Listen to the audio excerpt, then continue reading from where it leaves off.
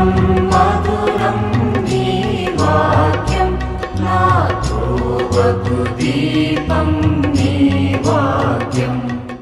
యేసు నామములో మీకు శుభములు సమృద్ధిగా కలుగును గాక. మధురం నీ వాక్యం అనే కార్యక్రమానికి స్వాగతం. ఈరోజు మనం నూతన సంవత్సర నిర్ణయములు, న్యూ ఇయర్ రెజల్యూషన్స్ అనే అంశం రెండో భాగం ధ్యానించుకుందామండి.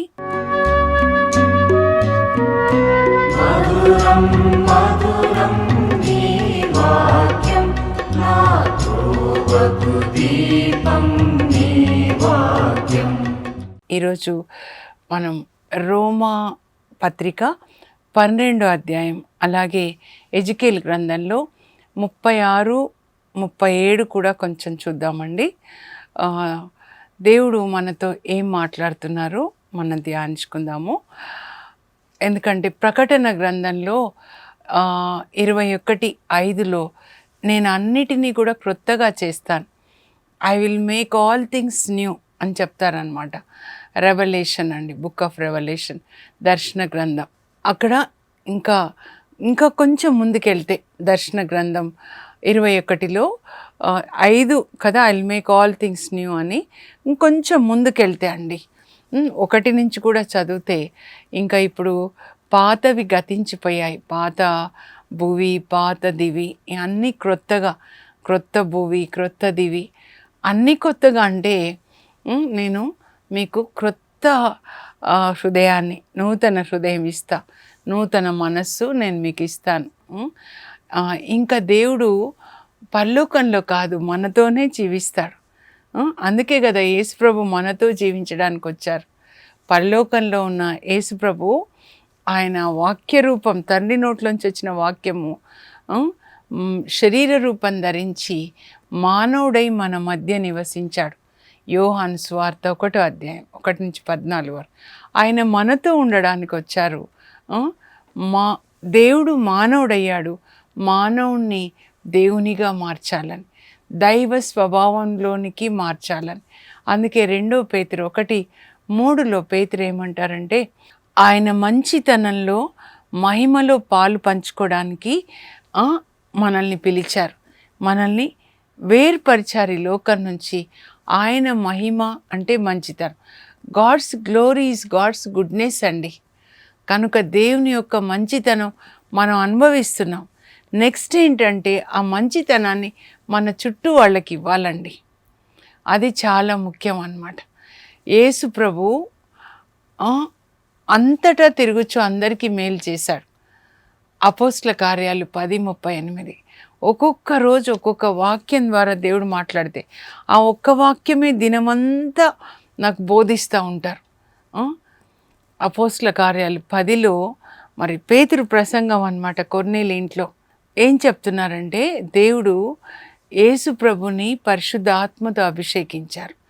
అప్పుడు యేసు ప్రభు ఏం చేశారంటే అంతటా తిరుగుచు అందరికీ మేలు చేశారు.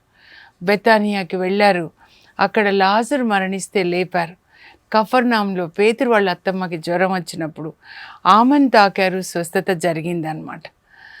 మరి తాబ్గా అనే ప్రాంతంలో 5,000 మందికి వాక్యం బోధించారు. తర్వాత ఆత్మకు ఆహారాన్ని పెట్టారు, శరీరానికి కూడా ఆహారాన్ని పెట్టారనమాట. రోగులు ఆయన దగ్గరికి వచ్చినప్పుడు వాళ్ళందరినీ ఆయన ఒక్క మాటతో స్వస్థత ఇచ్చారు అని, స్వస్థపరిచారని మరి మత్తయి 8:16లో ఉంటుందండి. పేతురు వాళ్ళ ఇంటి ముందు అది జరిగిందనమాట. ఒక్కొక్క చోట ఎక్కడికి వెళ్ళని యేసు ప్రభు అక్కడ వాళ్ళకి మేలు చేశారు. ఈ వాక్యం అండి మీ హృదయంలో ఫలించాలన్నమాట. ఎలా మరియ తల్లి వాక్యాన్ని స్వీకరించారు, పరిశుద్ధాత్మని పొందారు, యేసు ప్రభుని గర్భం ధరించారు, లోకానికి అందించారు. మనం కూడా యేసు ప్రభుని గర్భం ధరించాలి. ఆయన నీతిని, ప్రేమని, కరుణని దాన్ని మనం కనాలన్నమాట. సైతాన్ని గర్భం ధరించకూడదు, అబద్ధాల్ని గర్భం ధరించొద్దు, పాపాన్ని గర్భం ధరించొద్దు. పాపము, వ్యభిచారం, అబద్ధాలు, దొంగతనాలు ఇవన్నీ సైతానికి సంబంధించి. అలా గర్భం ధరించొద్దు. ఆ సైతాన్ ఎక్కడైనా ఎక్కడైనా గర్భం ధరించుంటే సైతానికి అబార్షన్ జరుగును గాక. హోసియా 9:14 ఉంటుందన్నమాట. అయితే ఇప్పుడు మనం రోమా 12 అధ్యాయానికి వస్తే అక్కడ పౌలు రాస్తున్నాడు. పౌలు కాదండి, దేవుడే, పరిశుద్ధాత్మ దేవుడు రాస్తున్నాడు. ఏమని రాస్తున్నారంటే, దేవుని బిడ్డలారా మీరు పరిశుద్ధంగా సజీవ యాగముగా మీ దేహాల్ని ఆయనకు అర్పించండి, ఇదే సత్యమైన ఆరాధన. Offer your body as Holi and acceptable to God, this is true worship. మిగతావి కాదు, పెదవులతో చేసే ప్రార్థన వ్యర్థమని యేసుప్రభు మత్తయి సువార్త 15:8 చెప్తారు. ఎందుకంటే ఎప్పుడు వ్యర్థం అంటే ఎప్పుడు వ్యర్థం అని కాదండి, మీ హృదయాలు దేవునికి దూరంగా ఉన్నాయి. హృదయంలో సైతాన్ని కలిగి ఉండి నోటితో ప్రార్థన అప్పుడు వ్యర్థం అన్నమాట. కానీ హృదయంలో యేసుప్రభు ఉన్నప్పుడు అప్పుడు ఆ ప్రార్థనకి విలువ ఉంటుందండి. ఆ ప్రార్థన అప్పుడు దేవుడు ఆలకిస్తారనమాట. అపోస్తులు చేసిన ప్రార్థన, కుంటివాడిని పట్టుకొని యేసునామంలో ప్రాణంలో వచ్చునుగాక అంటే వచ్చేసింది. ఏలియా ఎలీషాల పడకల మీద మరణించిన ఆ బిడ్డలు, ఈ బాలునికి మరలా ప్రాణంలో వచ్చునుగాక అంటే వచ్చిందండి. ఏలియా ప్రార్థించినప్పుడు ఆయన వర్షాన్ని ఆపేశాడు, మళ్ళా ప్రార్థించినప్పుడు వర్షాన్ని ఇచ్చాడు. నీతిమంతుని ప్రార్థన మహాబలవంతమైనది అని యాకోబు రాస్తారండి పత్రికలు 5:16 అన్నమాట. ఎప్పుడు అంటే హృదయంలో యేసుప్రభు రాజుగా ఉన్నప్పుడు అప్పుడు మన ప్రార్థనకి మన స్తుతికి విలువ ఉంటుందండి. మనం ఎప్పుడు కూడా చర్చిలో కాదండి, ఎక్కడ ఉన్నా సరే దేవుడు మిమ్మల్ని ఎక్కడ ఉంచినా మీరు ప్రకాశించే దీపం, నీతితో ప్రకాశించే దీపం. యేసుప్రభు బాప్తిస్మ యోహాన్ గురించి అంటారు, నాకు చాలా ఇష్టం అండి. యోహాన్ 5:35 బాప్తిస్మ యోహాను ఆయన నీతితో, కాంతితో ప్రకాశించే నీతి దీపంలాగా ప్రకాశించాడు. కనుకనే యెషయా 60 మనకి పిలుపునిస్తున్నారు, సియోను లెమ్ము ప్రకాశించు, మీ పేరే పెట్టుకోనండి. అక్కడ సియోను పేరు తీసేసి మీ పేరు పెట్టుకోనండి. అరవింద్ లెమ్ము ప్రకాశించు, ధరణిని చీకట్లో ఆవరించున్నా కూడా దేవుని యొక్క కాంతి మీ మీద ప్రకాశిస్తుంది.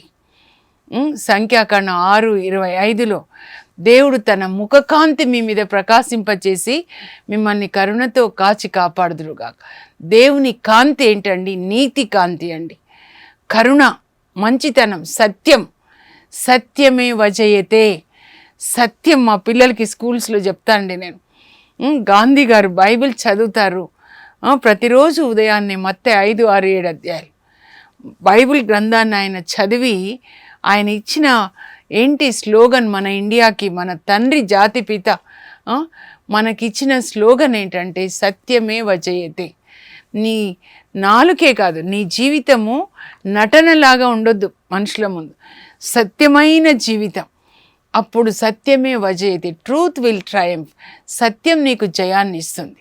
నీ జీవితం సత్యంగా ఉండాలి, ట్రాన్స్పరెంట్గా ఉండాలన్నమాట.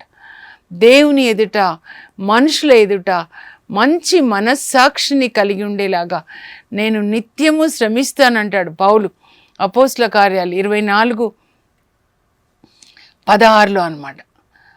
మనుషుల ఎదుట ఒకలాగా, దేవుని ఎదుట ఒకలాగా కాదండి, మంచి మనస్సాక్షి అన్నమాట.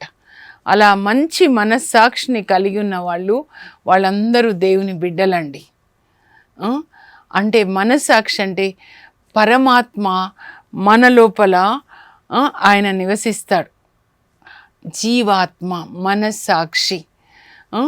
ఆ మనస్సాక్షి అందరితో మాట్లాడతాడు. మరి పాత నిబంధనలో యేసు ప్రభువు శరీర రూపంలో లేరు, ఆయన వాక్య రూపంలో ఎప్పుడు ఉన్నారు. మరి వాళ్ళు ఎట్లా పరలోకానికి వెళ్ళారు? పాత నిబంధన పునీతులు యేసు ప్రభు పుట్టక ముందు ప్రతి మనిషిని దేవుడు సృజించినప్పుడు ఆదాం దగ్గర నుంచి ఫని తన శ్వాసను ఊదారు. దేవుని యొక్క శ్వాస, దేవుని స్వభావం, ఆయన యొక్క సీడు విత్తనం మనలో ఉందన్నమాట. అంటే దేవుని నీతి ప్రతి ఒక్కరిలో దేవుడు శ్వాసను ఊదినప్పుడు దేవుని నీతి, దేవుని కరుణ, దేవుని ప్రేమ ఇవన్నీ కూడా ఆ శ్వాసనే మనలోని అంతరాత్మ దేవుడు పెట్టిన దీపం. సామెతలు 20:27 ఉంటుంది. ప్రతి ఒక్కరిలో జీవాత్మ ఉన్నారండి.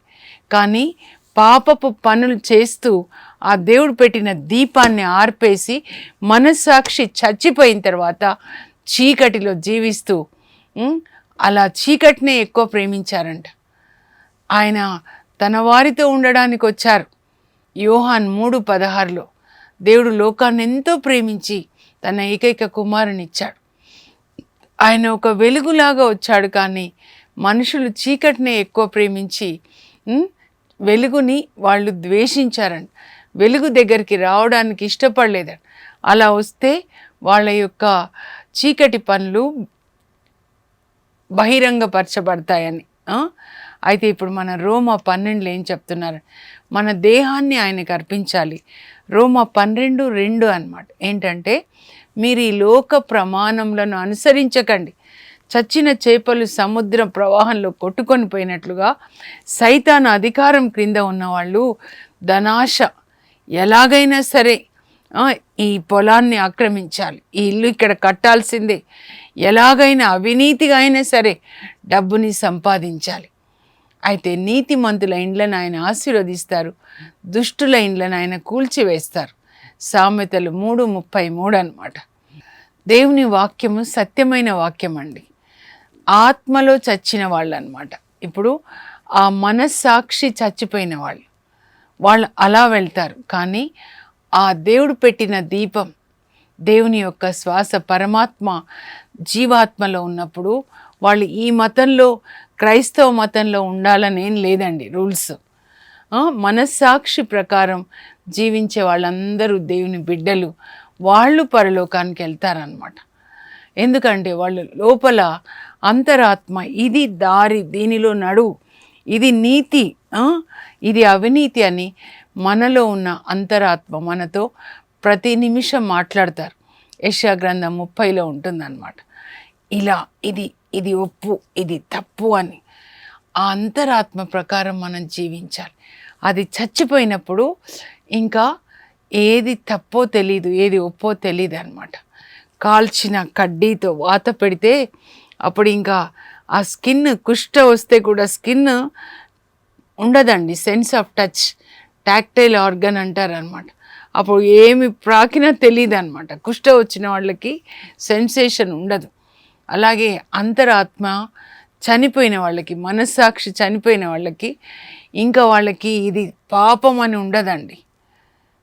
కానీ మనం అలా ఉండకూడదు. మీరు ఈ లోక ప్రమాణాలను అనుసరించకండి. ప్రతిరోజు రిన్యూ యువర్ మైండ్, మీ మనస్సుని renew your mind with the word of God. దేవుడు తన వాక్యం ద్వారా మీ మనస్సులని నూతన పరచనిండు. Renew your mind. Transformation of your mind is very important. Let Christ transform your minds with his word. Christ always wants, Jesus ఎప్పుడు కూడా always wants us to transform from inside to outside. లోపల మారాలి, మన హృదయం మారాలి, మన మనస్సు మారాలి. అప్పుడు మన ప్రవర్తన మారుతుంది. ఇక్కడ అంతా కూడా చీకటి ఆలోచనలు, చీకటి పనులు, చీకటి రాజు సైతానుంటూ, బయటికి మాత్రం మంచి మాటలు, మంచిగా కనబడడం, అది కాదండి. బయట కాదు, లోపల మారాలన్నమాట. అది ఇక్కడ మరి పౌలు రాస్తున్నాడు.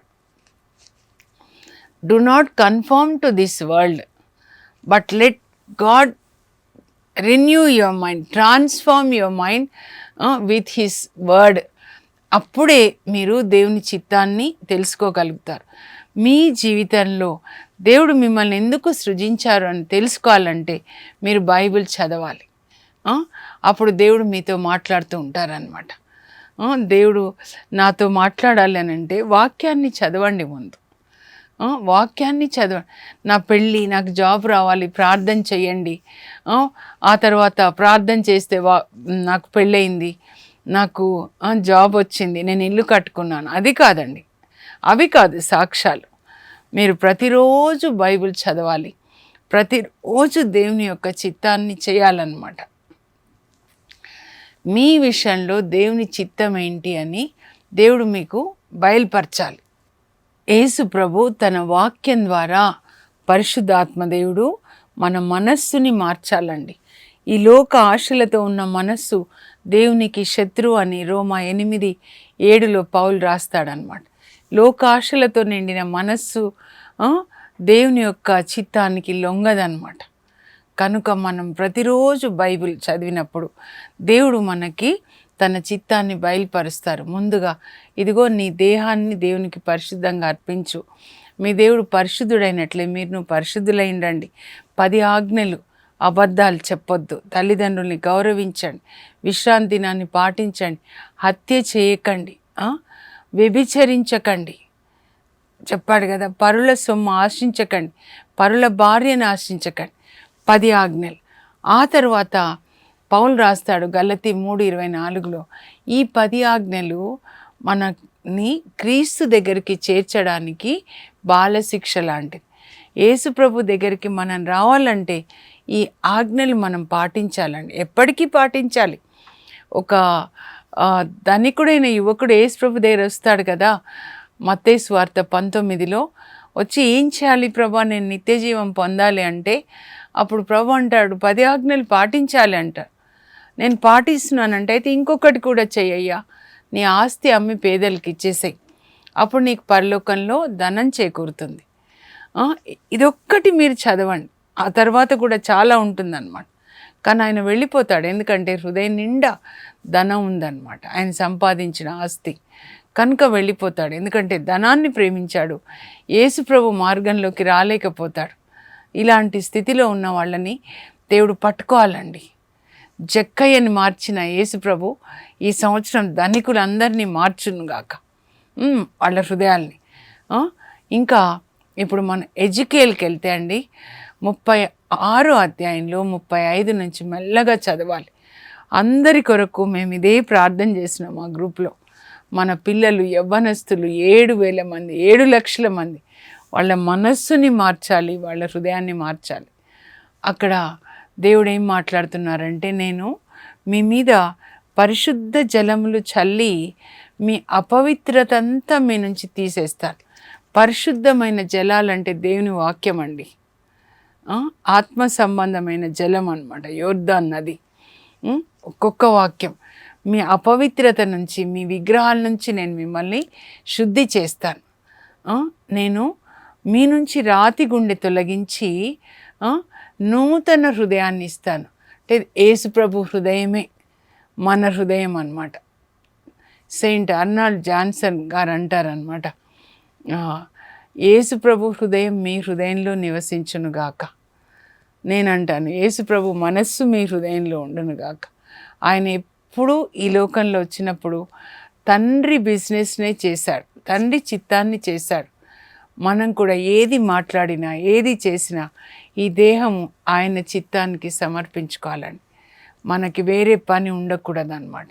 మీరు ఒక టీచర్ కావచ్చు, నేను టీచర్ చాలా సంవత్సరాలు, నర్స్ కావచ్చు, ఒక తల్లి తండ్రి, ఏదైనా సరే దేవుడు మీలో ఉంటే మీరు బెస్ట్ మదర్గా ఉంటారు.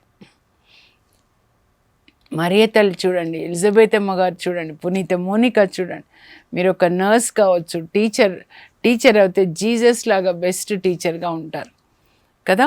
యోసేఫ్ చూడండి, కార్పెంటర్, బెస్ట్ కార్పెంటర్. పాత నిబంధనలో పోతిఫర్ దగ్గర జోసెఫ్ బెస్ట్గా ఉన్నాడు, తర్వాత గవర్నర్గా బెస్ట్గా ఉన్నాడు అనమాట.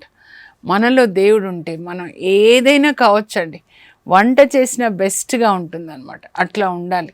నూతన హృదయాన్ని ఇస్తాను మీకు, నూతన మనస్సు ఇస్తాను, నా ఆత్మని మీలో ఉంచి నా చట్టాలు మీలో రాసి మీరు వాటిని పాటించేలాగా నేను చేస్తాను.